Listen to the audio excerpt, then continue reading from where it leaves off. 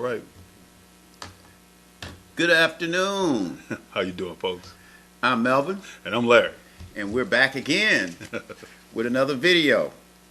Hope everyone enjoyed the last one we did. We got a huge response from that. A lot of people emailed, left comments, and so forth and so on. So we're excited about it. Very excited. I mean, welcome back to another seat at the table. You know we're going to do it again.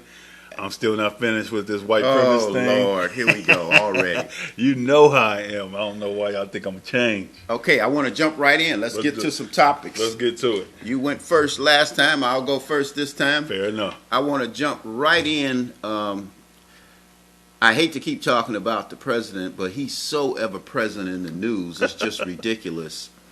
And it's almost like he has nothing better to do. I mean, well, recently he retweeted some issues. They were at somewhere in Florida, and the guys were, some Caucasians was riding in a golf cart, going by people yelling "white power, white power." Right. And he retweeted this. The reason you retweet something is either you supporting it or you want people to be aware of it, or, I mean, why would the president of the United States retweet something like that, as racist as that is? Simply because he's a racist. I mean, let's call it. I'm so sick and tired of people trying to sugarcoat and dance around. If it quack like a duck it walk like a duck, it's a damn duck, right? Yes. And we looking at the biggest duck. Quack. I mean, but don't this make the people that voted for him feel some type of remorse or shame or something to that effect? Let's be realistic here. The people who felt remorse, the people who felt shame have already said it. Yeah. The people who felt bad about what he did, the people who feel bad about how he acts. You see how many Republican against Trump commercials there are? Oh yeah. So I mean, we're at the point where he's going to lose, but we're going to get to that in a minute. But this is the point I'm trying to make, is that we wring that tile out as dry as it's going to get. Mm-hmm. There's no more water is going to come out that tile. Okay. So everybody else is with him for the long haul. Right. And then another retweet he made was this couple in St. Louis pulling weapons on protesters. Yeah. AR-15 and a married couple, and the woman had a pistol, and they pulling these weapons on protesters, and he retweeted that. Once again, so what it is, and I remember that, and what's funny is, what's the old saying? It's all fun and games till the mouth's got a gun. Oh yeah. So I mean, we're seeing black people now who are exercising their two-way rights. So and this is what I say. And we're not condoning violence at all. I want to no, right off the bat. Not at all. What I am saying is that when you're seeing these people who are coming out their house and they're holding rifles and they're holding guns and they're trying to show you, intimidate you. Now the thing is that those same people, when you see the new Black Panther Party, mm-hmm. the new Black Guerrilla Family, mm-hmm. the what's it called? The 1,000 Man for Honest Change. Right. Who are walking around with their ARs, their pistols. Then it's a problem. Well, it not only is it a problem, because you remember where they had the and I'm gonna make this real quick because I know we got a lot to get to. But remember when they had the white national KKK rally, mm-hmm. and then all of a sudden those 1,000 black people showed up with ARs and mm-hmm. guns and the KKK rally was like, they got guns, and the police officer looked at them and said, what are we supposed to do about that? You got to arrest them. They're a mob. And then what happened? They went away. The KKK just went away. Yeah.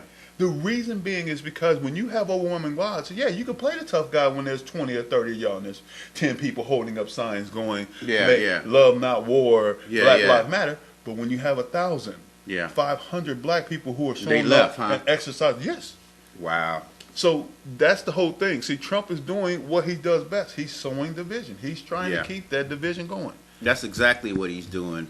And I think it's at the point where he definitely realizes he's going to lose this election.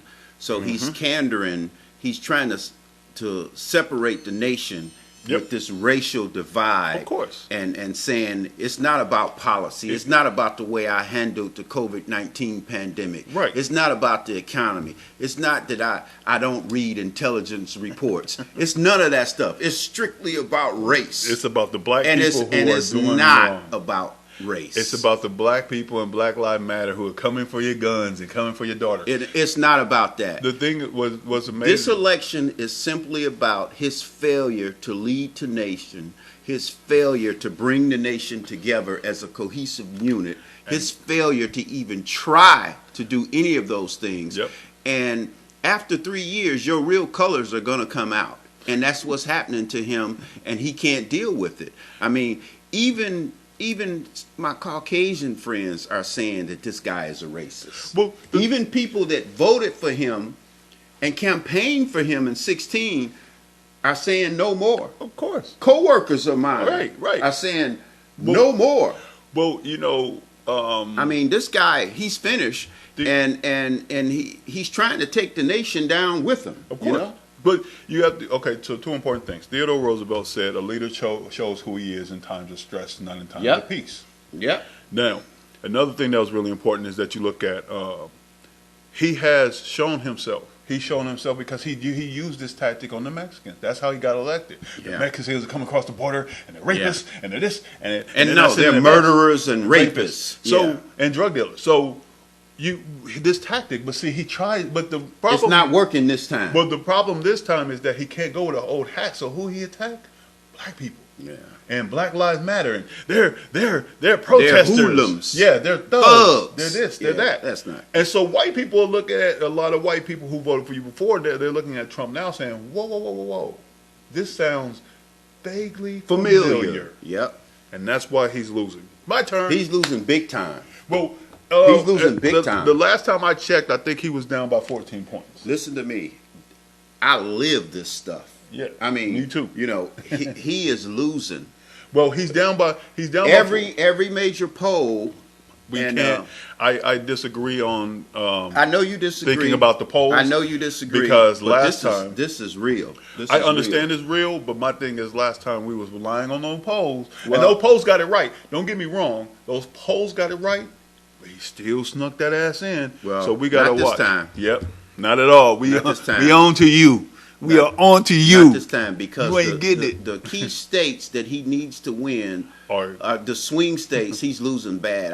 I'll just name 4: Michigan, Ohio, Pennsylvania, North Carolina, Florida. But I mean, all of those swing, Arizona. Look, all of those swing states that he won in 2016, he's not going to win this time. And it's going to be an early night. Well, I'll let you go to your topic. Well, I'm going to say this real quick because the reason why being, you got to remember that he had the farming crisis that he handled badly. He has the coronavirus he handled badly. He had the jobs that are supposed to be in Michigan. He still hasn't addressed the water situation in Flint. That there's still babies getting sick. There's still babies getting cancer. Mitch McConnell saying we're not going to do nothing about it. That's not our problem.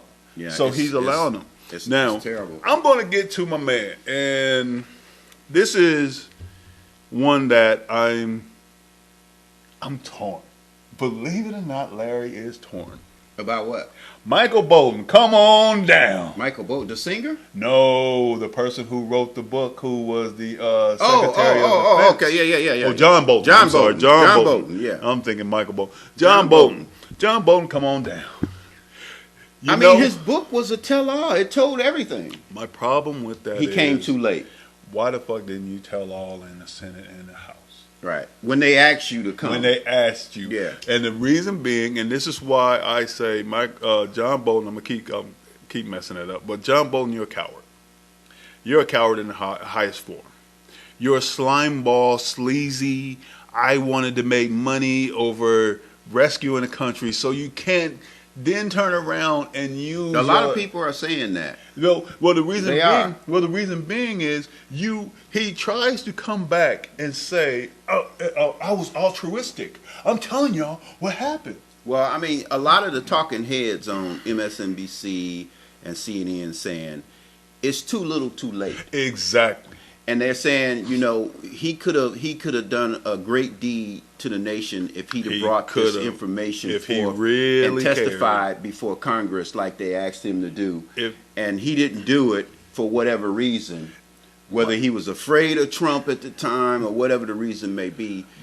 His timing is not good, and you're not the only one that's saying this. My issue with the whole thing is that you went the Omarosa route. You know what I mean? Okay. I brought Omarosa's book, by the way. Oh, so you and 5 other people. I loved it. I loved it. I'm not going. I read it from front to back to front. I'm not going to denigrate black women at this point. She told it like it was. But I'll let you read once again, the slimiest of people. The slimiest, because she stabbed black people in the back every step of the way to get that check. And then when she got walked out of the White House by armed security. He threw her ass out the front door. Well, hell, he threw everybody out. Right. But when he threw her ass out, that's not nothing big. But my problem is that when he threw her ass out the front door, what did she do? I'll show you. I'm going to write a book. Yeah. Kiss my ass. So you saying she shouldn't have been there in the first place? Never. I agree with that. I agree with that. And if you truly was, what was her title? I don't know. She wanted to bridge the gap between black people and the Trump administration. She wanted to be a advocate. And what she done? And what did she actually turn out being? A coon, tap dancing. Yes, boss. No, boss. Yeah, boss. No, you ain't doing that. Yes, I am. Oh my God. Tap dancing ass coon. You get the hell out of here. You didn't bridge no gaps. As a matter of fact, with you being there, more policies. Stephen Miller was able to pass more policies while Omarosa was there. That's why when you look at people like John Bolton, what makes it worse is that you knew all the slimy shit he was doing, and yet you kept silent. Right. Because you wanted your book to come out. And Trump already let you know, if you say one word, I'm not going to allow that book to come out. That's why now that the book is out, what did Trump try to do?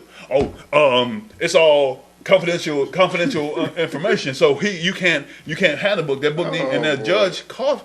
And John Bolton was smart enough to know that. The judge caught that and said straight up, we know what you tried to do. I'm not going to allow you to do it. He's a horrible person, but I'm not going to allow you to do it. Right. And he had to let the book come out. That's what John Bolton's about. Omarosa can kiss my ass. John Bolton can kiss my ass. Let me say this. Folks, you wanted him. You got him. You knew what was going to happen. When we were in isolation because of the pandemic, I got so many calls. When are you guys going to do another video? When are you going? I said, well, what topics do you want? No, I want to see Larry. He's the highlight. All right. You wanted him. You got him. There he is. No, this is the thing that everybody has to realize. Think about if it was just me without him. Think if I didn't have somebody to rein me in. Yeah, so let's move on. I'm reining you in now. Okay. All right. Come on in. All right. So it's on you. Or you want me to go again? No, go again. I did too. Okay. So my next one, William Barr. The Attorney General. Yes. What's wrong with William Barr? Well, I could name a number of things, but despite the fact that he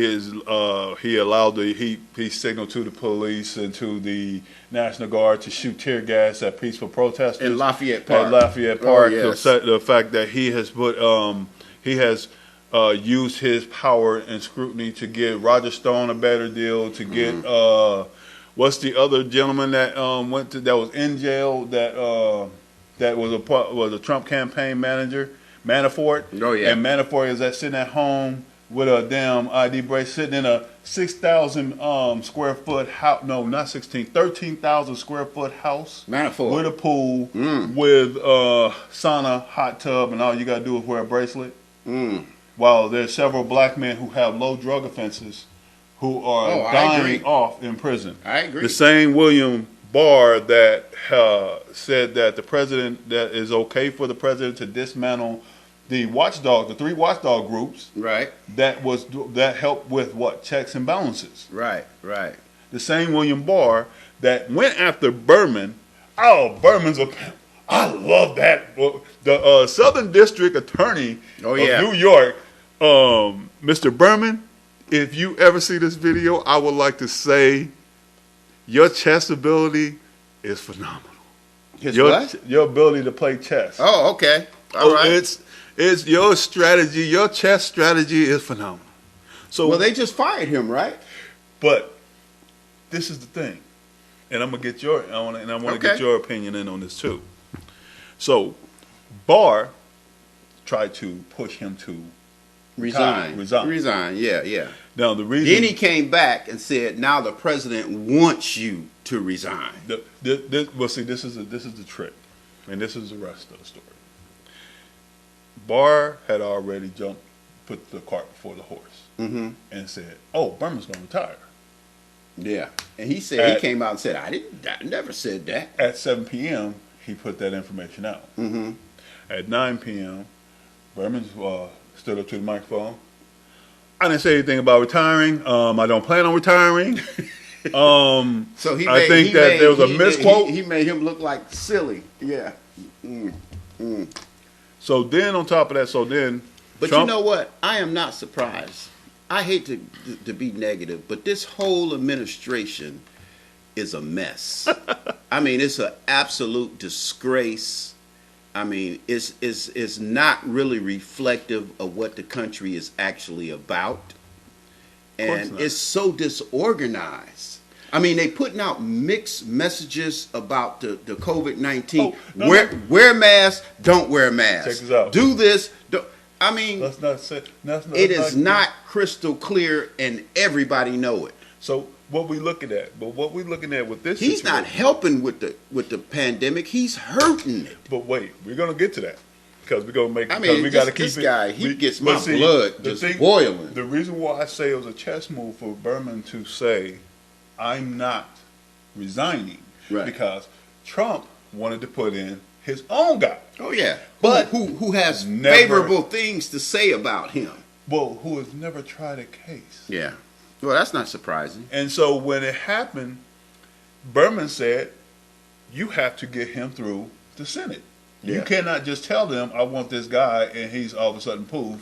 The new Southern District of New York. Well, the reason that he agreed to resign is this. He said, "You put my understudy in charge, and I'll leave." So whoever his oh, I got the guts on that too. And that's some female that's in charge. No. Go ahead. Let's ease into this pool. Okay. His understudy. She is a woman. I can't remember her name. Escapes me right now. Right. But obviously she's going to carry the mantle and do the exact things that he was going to do. No. See, you know what happens when you send the German Shepherd and then you tell the German Shepherd he can't come? Right. Then the pit bull comes out? Right. The pit bull's out, baby. Okay. And all right. She was under him. Right. He couldn't put the person he wanted in, but he wanted Berman out so bad. He said, "Well, we'll take the next best thing." Well, the next best thing is going to be worse than him. The pit bull. I know it. And she ain't playing. She already look. Wait. She got on CNN and MSNBC and did just like this. All investigations will continue. We're far from done with the investigation. So what was the whole point then? The point was that Trump thought that he had William Barr try to insert his own person who's never tried a case, who was mainly going to sit back and do what? Coast. Okay. He was going to coast through everything. He never tried a case, so he's not going to really care about what's going on, and he's going to show favoritism toward Trump. So with that point said, he got out the frying pan, but now he's in the fire. See, that's the trick. Boy, you got a lot of sayings, don't you? Oh yeah, all the time. You know that. Thousands of them. What about the pool? We're not gonna get in the pool yet. I'm gonna say that toward the end. What about $1 in 100? How does that go? Oh, so I'm gonna keep it $1 with you. That means I'm gonna keep it 100. I'm gonna keep it $1. Okay, all right. Okay, let's move right along. Okay. All right, I want to talk about. We got a lot of feedback about my response when I said I don't think Stacey Abrams should be the VP choice. So a lot of people told me I was wrong, incorrect, blah blah blah. But I'm sticking to my guns. I'm sticking to my guns. I think the correct choice would be Kamala Harris. And I also like the other lady, the congresswoman from Florida. She's a former chief of police of Orlando. She is deeper than that. And her husband is a chief of police, right. Orange County, somewhere in Florida. Right. So, you know. Not only that, you got to remember this person, and this is why black people are the most adaptive, amazing people on this earth. She started as Val Hennings is her name. Yeah. She started as a police officer. Right. And worked her way up the ranks. Wait. She worked her way up to a certain point, got out, became a social worker. Right. Saw that she couldn't affect change as a social worker, came back as a police officer. Yeah. Reworked her way up to police chief. 5 years in Orlando. Then became mayor. Then became senator. Well, no, congresswoman. Congresswoman, I'm sorry, congresswoman. Yeah. So she worked her way yeah. all through the system. And I think also a VP, she would be an excellent choice as well because she would help pull Florida in the Democratic win pool, I think. Well, I think at this point, where you have Rick DeSantis who jumped up and was talking about, y'all told us 2 weeks we was going to be flooded with COVID-19 cases because we opened. It's been 8 weeks. And you know how they put that little thing on these videos now and be like 5 minutes later. Yeah. He all of a sudden has one of the biggest peaks in the United States. Along with Texas and Florida. Because he is Florida. Yeah, so I know. But my whole point is that I'm not changing. So I still think it's a two horse race. He said Kamala what he Harris said, folks. And Val and the congresswoman from Florida. And talk your shit. We'll know real soon. Talk your shit. Well, Let them we'll know. see. Talk your shit. No. Tell them how you feel. Tell them how you really feel. Fuck that. I'm gonna say what I'm saying. Listen to this. I'm gonna say this. I got all kind of flack when I stuck with Joe Biden when he was down 3 primary losses in a row. Everybody coming to my office, including this. What happened to your boy? What happened to your boy Biden? I said, Biden is still going to win the nomination. People looked at me and said, are you crazy? Bernie Sanders is. I said, you'll see. I said, the election has not started yet until we get to South Carolina.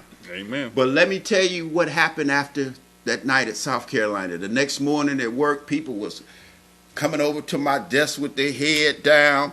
Oh, you was right. Can I get you some coffee, Mr. Banks? I say again. Okay. First and foremost. 2 horse race. First and foremost. Kamala Harris or Val Hennings?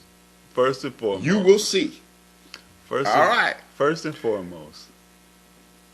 What's his name? Would I make a prediction? What is that congressman? I'm right on. What is that congressman's name? But I must say that when I picked Joe Biden and when he was down 3 primaries, that felt so good when he won South Carolina. And when he went on and gave his victory speech, I felt like I was right on the podium with him. He was like, thank you, South Carolina. Oh, whatever, man. What's his name? What's that congressman's name who saved his career? Oh, yeah. I can't think of his name. He saved his career in South Carolina. But like that congressman said that you're talking about, he says, South Carolina picks presidents. Amen. He was right. Yes, he was absolutely correct. Man, I was a Bernie fan. I'm always gonna be a Bernie fan. But I'm not gonna rub it in your face no more. Yeah, right. At least not for the next few weeks. Okay, go ahead. You got the next topic. All right. So, what I want to talk about real quick, another one, is I want to give a shout out to somebody in Trump's administration. What? Yes. I'm in shock. Yes, I know you are. But see, you know me, I have a reason. Oh yeah, there's something behind it. The young black lady who has the longest tenure on his staff. Mm-hmm. She was the Deputy Secretary of State. She worked underneath John Kelly. She worked underneath. Now she's working underneath Pompeo. Okay. She has, because she was the one that he used as a prop. The one black lady. Yes, the black lady. Mary Elizabeth. Yeah. Yeah. So she's resigned. She said, "You know what?" Yeah. She said, "I can't." I hate to interrupt you. Go ahead. James Clyburn. James Clyburn. There you saved go. him. Okay. He saved that. He saved his butt because he was going down in flames. But back to what I was saying is that this young lady did like this. She said I sat through enough. She said I could no longer stay silent. Yeah. I can no longer be a part of this administration because I am as a black woman, and knowing that the racial tensions and the direction that he is taking his campaign and he is taking his country, I can no longer in good faith continue to work for this man. So it was awe-inspiring because she had the bag. Right. And she wasn't going anywhere because she was the last of the original people. Mary Elizabeth Taylor is her name. Mary Elizabeth Taylor. Yeah. So she was the last of the diversity that was in his administration. The last one. The last one. And she basically said that I can't, in good faith, continue to work for you with the Black Lives Matter situation. Yes. And how systemic he racism that's and how going he's on. Addressing and it. how. But my question is, I agree with her resignation. But what took you so long, Miss Taylor? What took you so long? The thing is, how could you work for that man for 3 years? The thing is, this is. I couldn't work 3 hours for him. Well, because we got souls. But the thing is, no, it's more than that. It's more to it than that. I mean, the thing. First of all, you have to agree with a person's policies to work for them. You have to support their policies. You have to be along the same agenda to work for somebody. That's not true.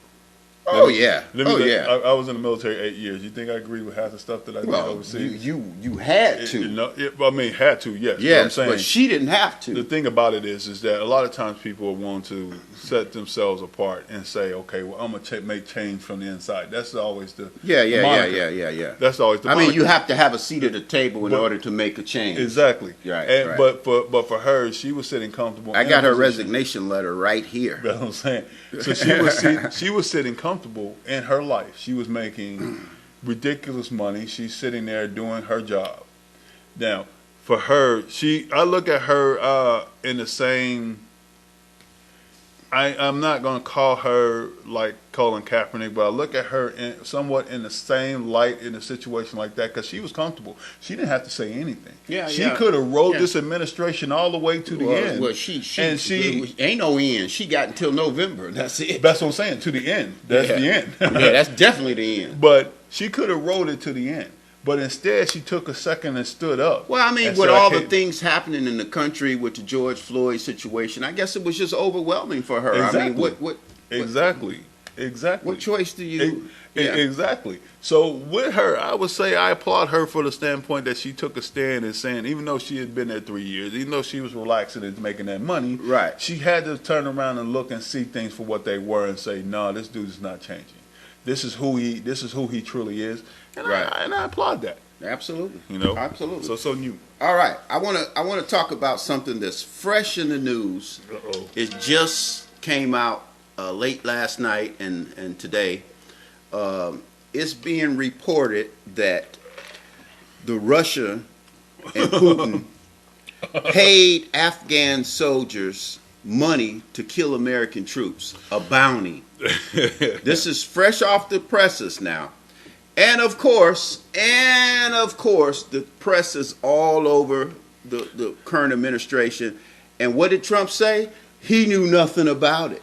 Me or my VP knew nothing about it. Well, if you didn't know anything about it, you should know something about it, being the president of the United States. Also, the intelligence committee is saying that they did tell you about it. Now, here's the problem, though. He don't read the intelligence reports. Of course he don't. They've already said that. He don't read the report. So it's probably sitting on his desk, Right and there. he went golfing instead. Of course. And once